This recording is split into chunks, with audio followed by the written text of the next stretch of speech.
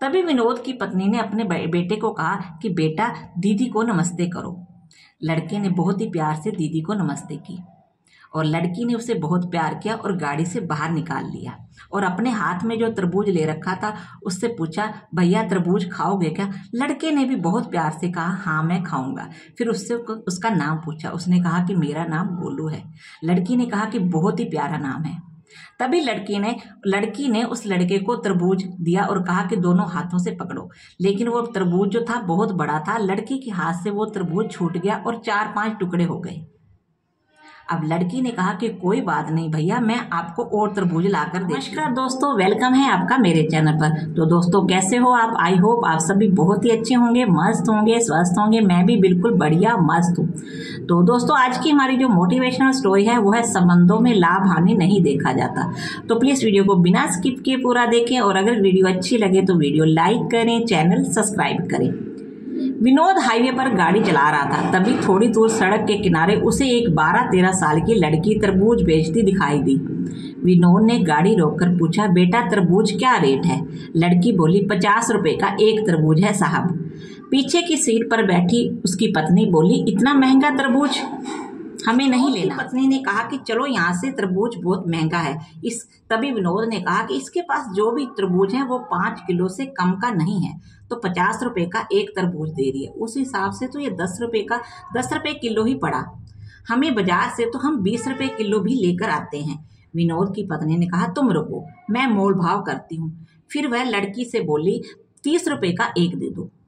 लड़की ने कहा कि नहीं आंटी जी, 40 रुपए का तो ये तरबूज मुझे एक आया है, आप 45 रुपए का ले लो।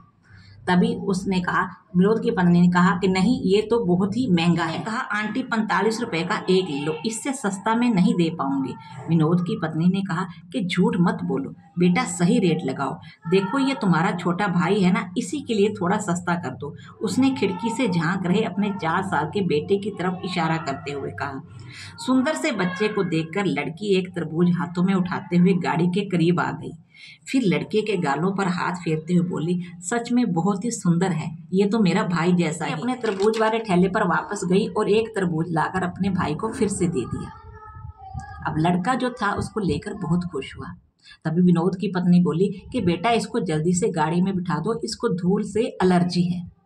लड़की ने ऐसा ही किया। तब विनोद की पत्नी बोली कि इसके टूटे हुए तरबूज के हम पैसे नहीं देंगे। लड़की ने कहा कि आंटी आपसे पैसे कौन मांग रहा है? ना मैं इस तरबूज के पैसे ले रही हूँ और ना ही जो फूटा है उसके। तभी विनोद ने कहा कि बेटा इस तरह तो तुम्हें बहुत नुकसान होगा। लड़की ने कहा कि नहीं अंकल जी, कोई नुकसान नहीं है, क्योंकि संबंधों में कभी लाभ हानि नहीं देखा जाता और ये मेरा भाई है और मैंने इसे अपना भाई माना है। अगर भाई को कोई चीज दी तो उसके पैसे क्या लेंगे? ये बातें सुनकर दोनों हस्बैंड वाइफ एकदम से भावुक हो गए। वो सोचने लगे कि किस तरह एक गरीब लड़की होने के बावजूद भी इसने संबंधों को महत्ता दी। तभी विनोद की पत्नी ने अपने पर्स में से एक पायल निकाली, जो कि उस अपनी बेटी के लिए पायल लेके आई थी। उसने अपने पर्स में से वो पायल का लिफाफा निकाला और उस लड़की को दिया। उसने कहा कि नहीं आंटी, मुझे कुछ नहीं चाहिए। तब वो बोली कि बेटा तुम इसकी बहन हो तो इस हिसाब से तुम मेरी भी बेटी हुई, रख लो। तभी वो उसके गोद में वो पायल रख के आ गई और गाड़ी में बैठ गई। जैसे ही वो थोड़ी दूर गए तो विनोद के मन में आया कि मेरे भाई से लड़ाई जमीन जायदाद को लेकर हो रही है, जबकि इस लड़की को किसी चीज का लालच नहीं है, तो हम क्यों लड़ाई कर रहे हैं, हम किस लिए झगड़। विनोद ने सबसे पहले अपने भाई को फोन लगाया, जिससे कि उसका बोलचाल बंद था। उसने कहा कि भैया मुझे आपसे कोई जमीन में हिस्सा नहीं चाहिए, सारी जमीन आप रख लो। ये सुनकर उसका भाई भी एकदम भावुक हो गया। उसने कहा कि ऐसा क्या हो गया? तब उसने कहा कि भैया संबंधों में कभी लाभ हानि नहीं देखा जाता।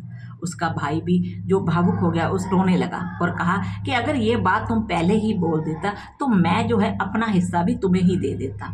अब दोनों भाई जो है रोने लग गए।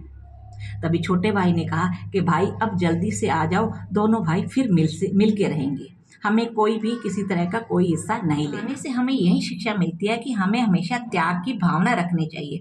अगर हमेशा देने के लिए तैयार रहोगे तो लेने वाला भी अपना हृदय परिवर्तन जरूर कर लेगा।